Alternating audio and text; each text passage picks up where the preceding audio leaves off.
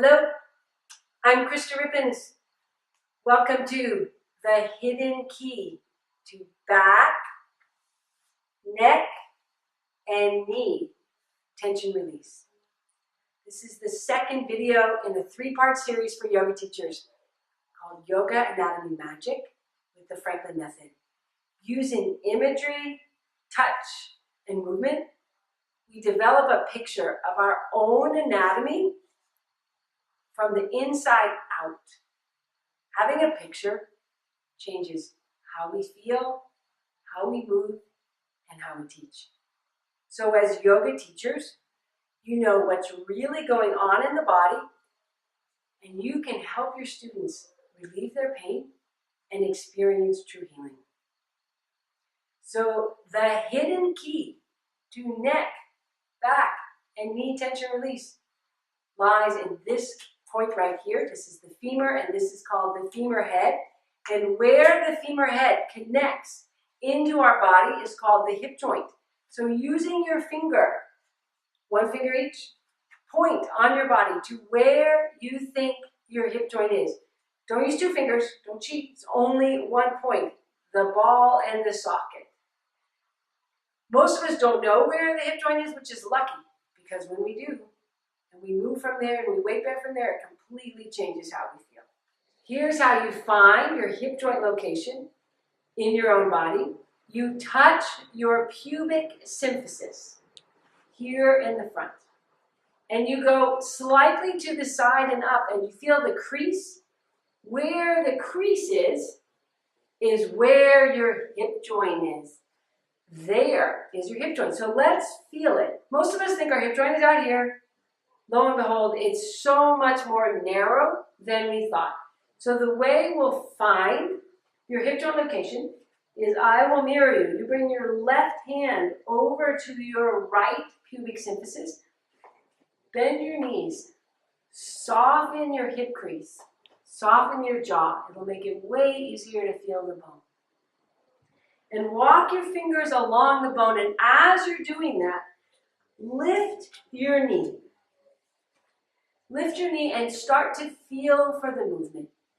And you'll feel the bone. This is called the pubic rami, which means branch. And you'll feel a little ledge, kind of a little Niagara Falls. And as you keep lifting and lowering your knee, you'll feel something like a space that's not a space. Or maybe you'll even feel a little movement. And that is the femur head. Just like the humeral head, as you bring your knee forward, rolling back in the socket and forward in the socket. Back in the socket, forward in the socket. Let your arms hang down, shake out, and come onto 2 feet. And let's breathe and see if there was a benefit to feeling the location and a little bit of movement in the first hip joint. So notice if there's a difference in how your feet touch the floor. Notice if there's a difference in your breath on the 2 sides of your body. And sometimes waking up to the location of the hip joint affects the tension in the back of your leg. So lift one leg, this is how that feels compared to the other. Is your hip joint in the hip area feel looser?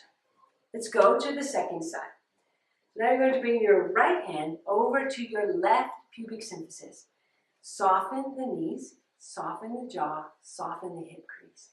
Walk your fingers along the pubic rami, the branch, as you lift and lower your left knee.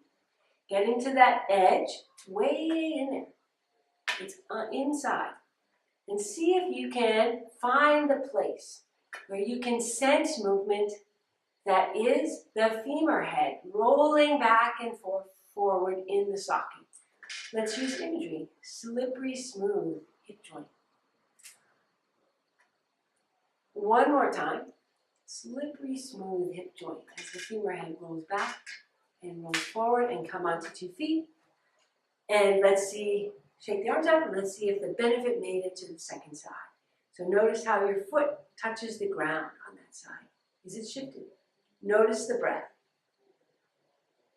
Waking up to location is the first part of imagery, and function releases tension and affects what's called the whole side or the whole chain in anatomical language. And did it loosen up the back of your leg, your hamstring? Let's now put both of them together. So put your fingers on the crease where you know your hip joint is. And as you bend, picture the knee coming forward and the femur head going back. And when you rise up, the knee going back and the femur head forward.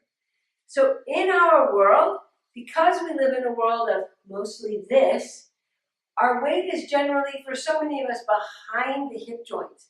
So when we go to bend, we bend from our waist rather than bending from the hip joint. So to help our brains get it, let's exaggerate. Let those hip joints go back. Use your fingers and push back in that crease so you go, oh, the hip joints move back.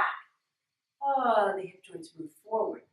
The reason it's important to bend and have the hip joints go back when you bend is that creates space in the knee, because as the top of the femur goes back, the bottom goes forward, which makes space in the knee. Versus if you bend and keep the hip joints forward, the pressure goes down into the knee, which over time wears and tears it out and turns into pain. You have now embodied your hip joint. This knowledge gives you a precise way to help your students weight bear through their hip joints, gain strength through the bones, release tension, and feel empowered in their own bodies. This understanding transformed my body so much, transformed my teaching and my business. I want that for you. Join me for my free online shoulder workshop called From Shoulder Hell to Shoulder Heaven. The top 3 mistakes yoga teachers make that keep themselves and their students with shoulder and neck tension. Click on the link below to register for the free workshop.